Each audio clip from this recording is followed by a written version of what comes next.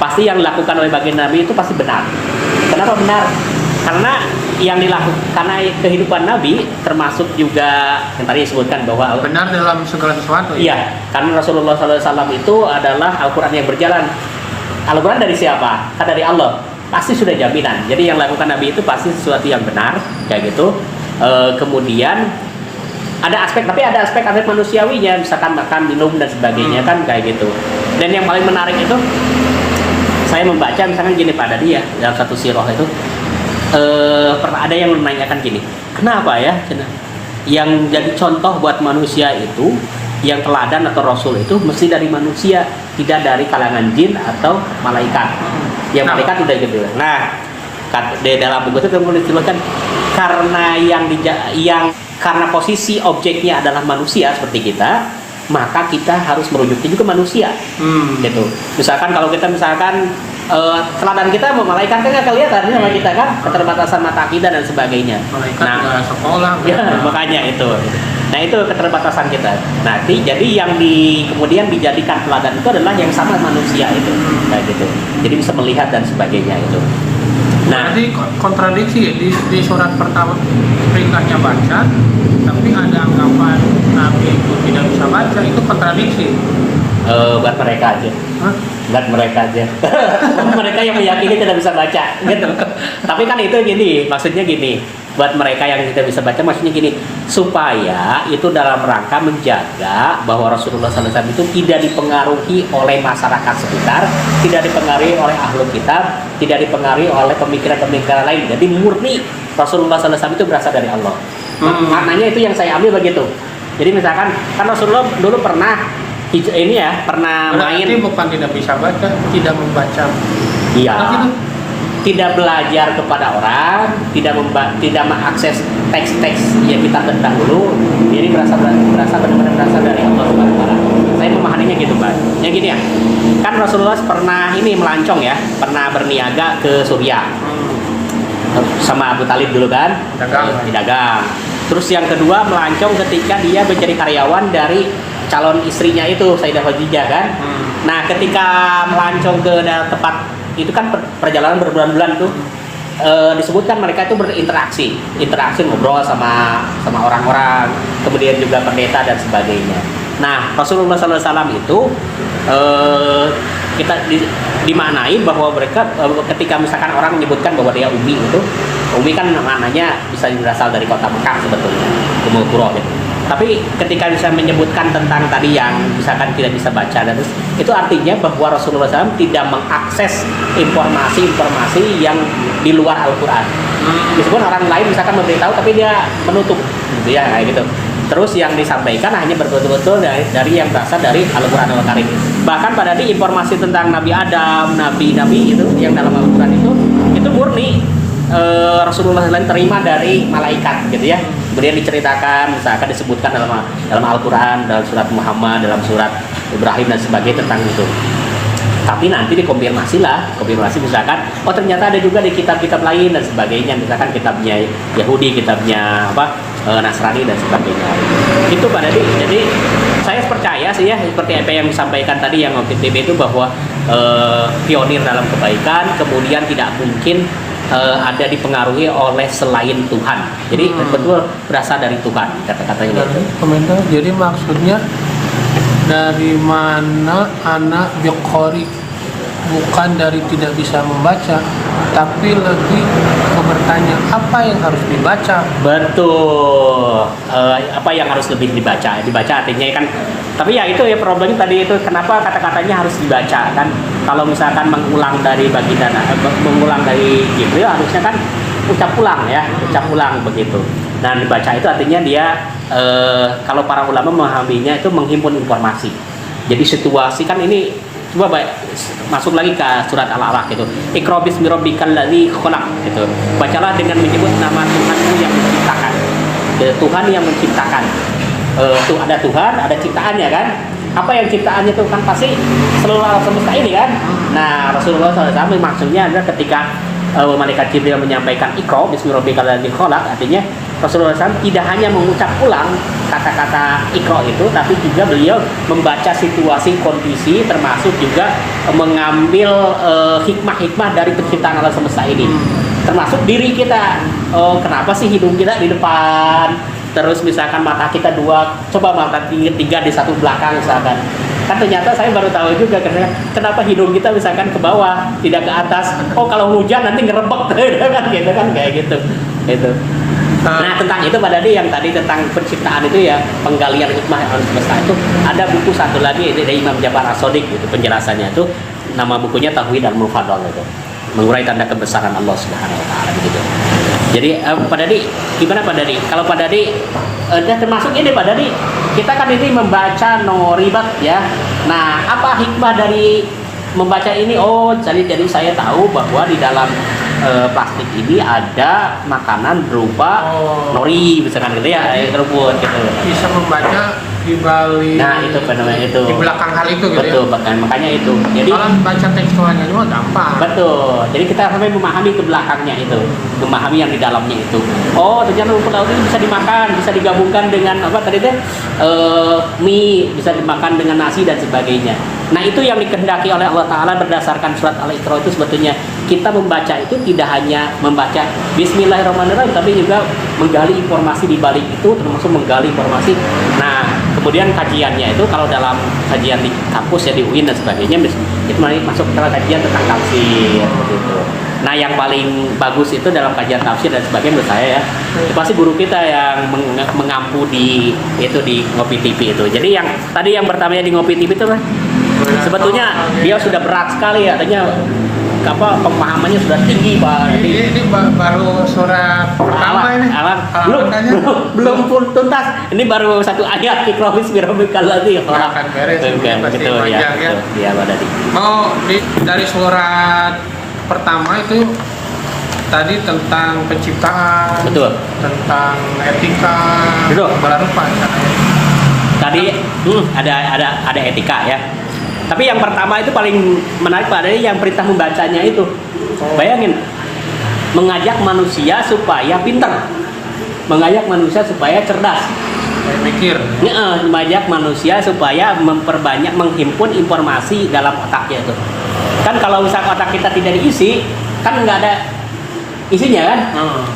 Ini seperti ini, air ini kan kosong ya. Terus kalau kita mau diminum kan nggak ada isinya. Nah itu kalau otak kita nggak diisi itu. Maksud nama Pak isi Nah itu beda lagi Pak Dadi. Memang ini kehausan. Nah kayak gitu kan. Ini misalkan nori ini ada isinya. Kalau nggak ada isinya kan nggak bermanfaat sama sekali gitu. Jadi si otak kita itu jangan hanya sekedar otak saja, tapi ada fungsinya begitu ya. Tangan kita jangan hanya sekedar tangan, tapi ada fungsinya. Misalkan mata kita tidak hanya mata saja, tapi bisa fungsinya, bisa melihat dan sebagainya lah gitu.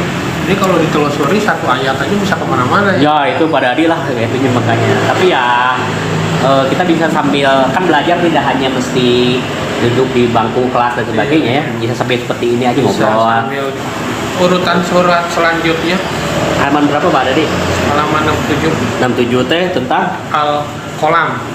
Al-Qalam. Oh ya tentang pena ya. Kayaknya nyambung ya Pak ya. Iya, baca pena tuh. Ya memang kalau perangkat ya teknologi ini, teknologi dalam urusan pendidikan ya. Membaca itu kan tadi sarana baca, sekarang udah menulis. Jadi memang ini Pak Dadi menarik ya. Ada hadis ini, ikatlah ilmu dengan menulis. Dengan menulis ya. Menulis itu kan aktivitas ya.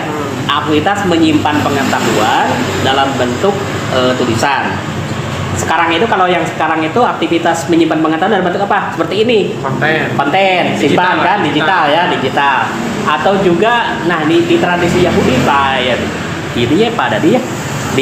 Saya baca itu ada satu novel tentang Yahudi ya, bagus itu. Karena tidak berlaku tradisi menulis, mereka menyimpan informasi itu dalam bentuk hafalan. Jadi ada orang yang kalau ada seorang rabi yang lagi ceramah nih, Terus di bawahnya tuh dekatnya tuh ada asisten itu yang kemudian menghafalkan kata-katanya itu. Jadi si kata-katanya itu kemudian nanti kalau ada orang yang tadi yang tentang ini dia akan keluarkan lagi kayak gitu. Seperti kalau kita itu kan dalam rangka menjaga informasi ya supaya tidak hilang dan sebagainya. Seperti dalam sekolah-sekolah kita kan ada namanya tahfidz ya.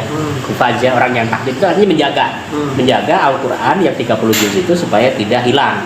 Dalam hafalan gitu. Nah, kalau yang kolam ini dalam bentuk teknologi yang langsung. Satu teknologi tadi misalkan dalam bentuk tulisan.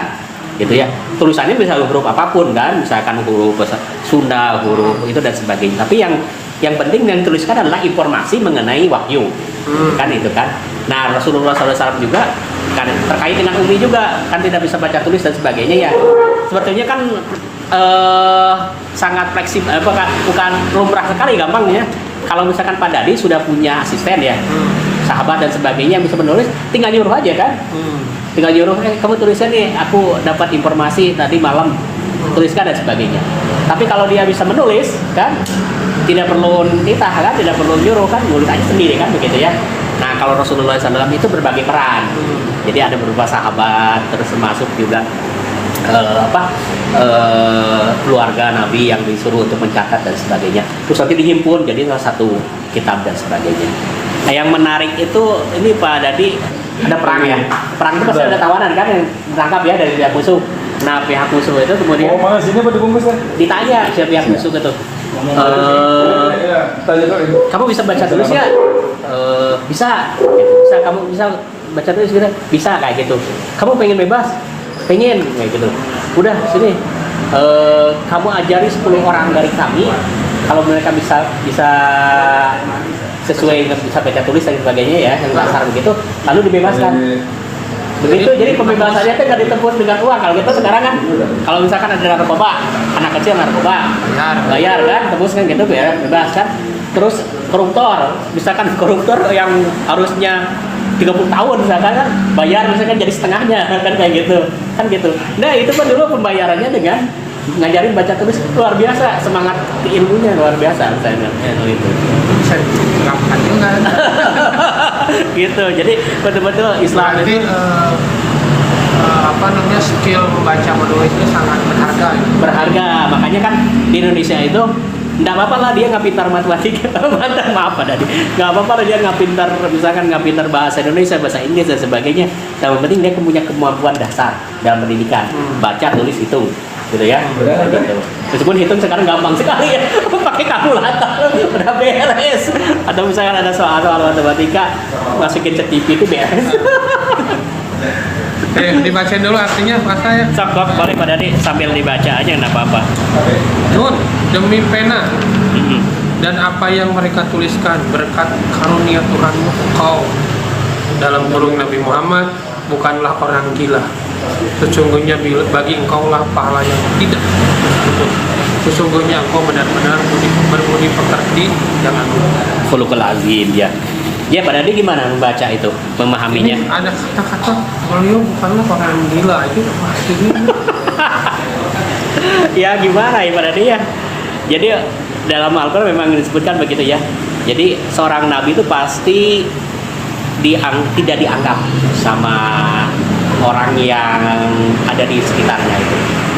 Ginilah Pak Dadi, saya begini. Ini sekolah aja, sekolah.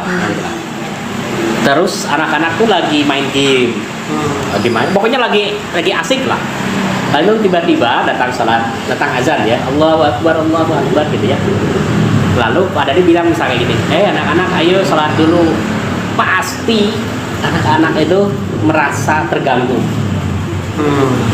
Ada yang nolak, terus bukannya nggak begitu. Terus kalau keseringan gitu kadang-kadang marah.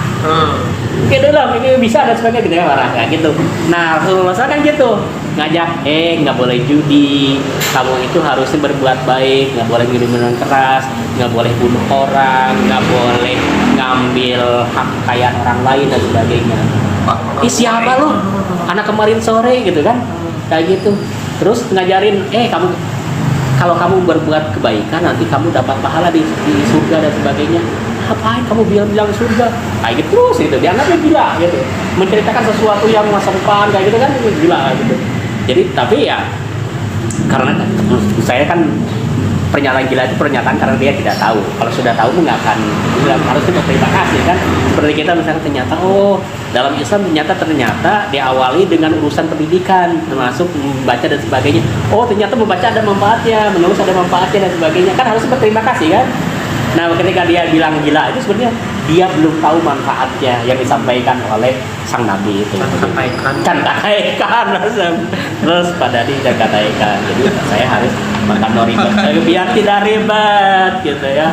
Riwayat hidup Nabi Muhammad SAW dalam Al-Quran berdasarkan turun wahyunya ini adalah buku yang berharga, yang bernilai, bermakna bagi kita, bagi yang suka membaca. Jadi kita akan mengetahui bagaimana manfaat dari atau kandungan dari surat Al-Alaq tadi, kandungan dari surat Al-Qalam tadi misalkan itu.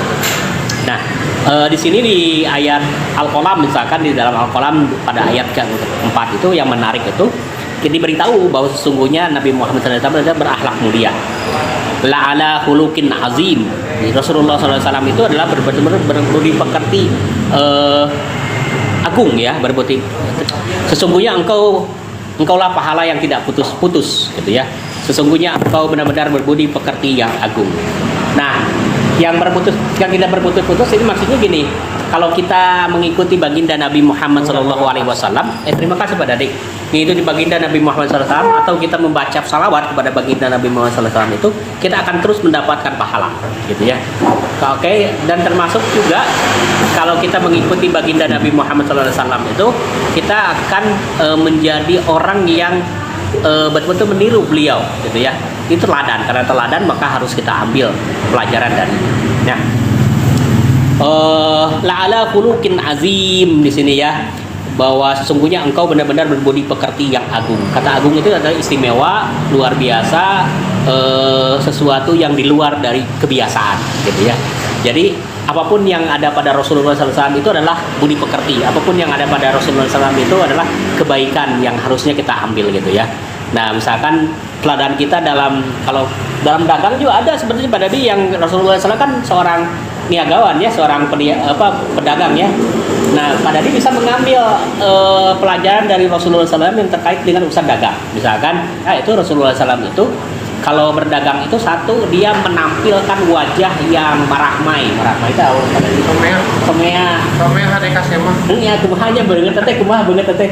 Kalau ceria ya, wajah ceria tuh menyenangkan, terus kata-katanya tuh lembut, menarik gitu ya. Tidak memiliki daya tarik, tidak daya tolak gitu ya, kayak gitu. Coba kalau Pak Dadi ngejualin misalkan dengan wajah cemberut terus kamu ke depan boleh atau macam kan gitu ya. Tapi Rasulullah SAW kan dengan bahasa yang lemah lembut terus menarik dan sebagainya, itu kemudian orang-orang itu tertarik. Terus kemudian Rasulullah SAW itu dialogis kalau dalam jualan itu. Misalkan ini harga saya beli modalnya sekian, bapak mau ngasih keuntungan saya berapa? Ini karena saya perjalanan jauh misalkan dari Mekah ke Berarti nawar itu nggak apa-apa? Nggak apa-apa, ada terus dialogis. Tapi yang paling penting adalah pas tidak ada yang merasa terkecewakan, gitu ya. Misalkan kadang-kadang kan ada yang sadis juga. Misalkan saya pernah lihat, misalkan ada orang yang nawar misalkan ya, lebih ke jenisnya, lebih ke modalnya aja tapi kadang-kadang 60.000. nah itu kan dia tidak mempertimbangkan aspek-aspek bagaimana kerja keras, membawa barang dan sebagainya itu. Nah harusnya kan tapi kadang-kadang ada yang bohong juga si pedagang-pedagangnya, misalnya ini dulunya abdi modalnya sekian padahal dia lebih tinggi lagi kayak gitu. Nah Rasulullah SAW itu jujur dan sebagainya, sehingga itu bisa diambil pelajaran bagi kita. Jadi boleh tahu Pak, ada kalau Nabi itu dagang apa? Oke ya, yang catatan sejarah itu satu, barang-barang yang ada di Mekah. Satu kurma, kemudian pelana kuda, gitu. Pokoknya yang masih jadul lah, lama-lama kayak gitu. Yang terkait dengan urusan kebutuhan manusia lah, kayak gitu. Termasuk juga pakaian dan sebagainya. Nah kalau yang kemudian yang dari sana itu, jadi menjual dari sana tuh solo beli lagi barang-barang lain itu untuk dibawa lagi untuk kebutuhan di Makkah itu. Jadi betul kan kalau jual tuh jual terus di sana ada penghasilan, kemudian dibeli belanjain buat barang-barang dijual lagi kayak gitu. Jadi betul-betul berputar aja kayak gitu. Tapi ya kalau yang saya lihat itu di beberapa catatan hanya persoalan kurma, persoalan pelana kuda, kemudian pakaian. Tadi ya yang anggur disebutin, terus perkakas ya, kayak semacam ini ya Pak. Perabotan disebutin, kemudian juga cincin disebutin. Jadi kismis jenis-jenisnya tuh, kurma gitu ya, gitulah gitu. Jadi kalau misalkan terus alat tukarnya dengan itu yang dirham itu yang berasal dari sudah ada mata uang seperti itu kayaknya atau ada. barter, masih sistem barter? Enggak, kalau pakai uang Udah mata uang. kayak gitu, uang cuma mata uang kayak gitu. Kan mata uang itu berkembang pada zaman Romawi itu, zaman Nabi Isa kan, kayak gitu sudah ada. Di refresh lagi, kita sedang membahas apa? Ini Kita bahas sudah- buku ini, riwayat hidup Nabi Muhammad SAW dalam Al-Quranul Karim. Berdasarkan urutan turunnya wahyu. Nah jadi nanti kalau membaca buku ini nanti bakal tahu urutan turunnya Al-Quran. Jadi tidak seperti yang kita sekarang sebut ya, misalkan dari Al-Fatihah sampai Anas. Ini menarik ya kayaknya Pak Dadi kalau misalkan Dan dalam kita konteks urutan Al-Quran yang mengisahkan Nabi Muhammad. betul yang turunnya sesuai dengan turunnya. Turunnya pertama kan Al-Alaq kayak gitu.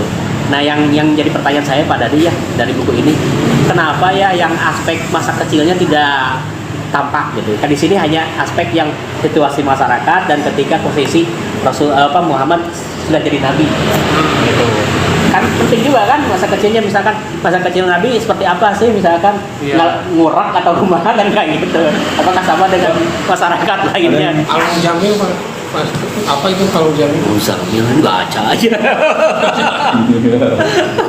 Ini memang buku ini harus dibaca ya. Jadi kalau tidak dibaca ya nggak akan bisa memahami dengan surat dalam itu. Iya, iya, betul. Nggak akan kebahas semuanya tidak? Iya. Di sini diterjemahinnya sebagai berkelumun atau misalkan bisa jadi berkemul. Kemul artinya bisa sarung, bisa sarung gitu. Ya misalkan ya yuhal muzammil kumil laila illa qalila gitu ya. Wahai orang yang berselimut gitu ya, bangunlah.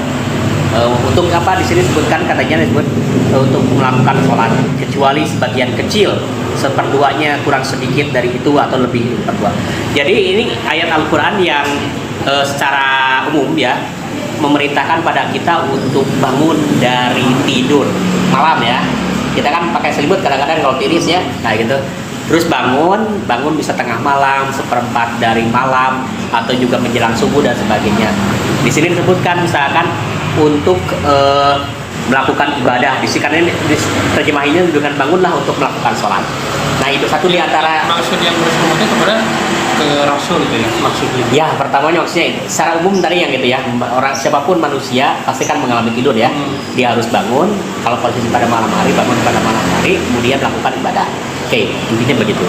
Nah, ada penjelasan dari sang kiai itu katanya yang dimaksud dengan berselimut itu bukan makna pakai selimut, tapi pikiran kita yang belum terbuka.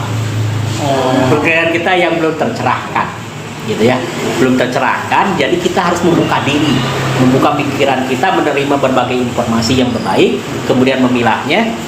Terus sudah berakhir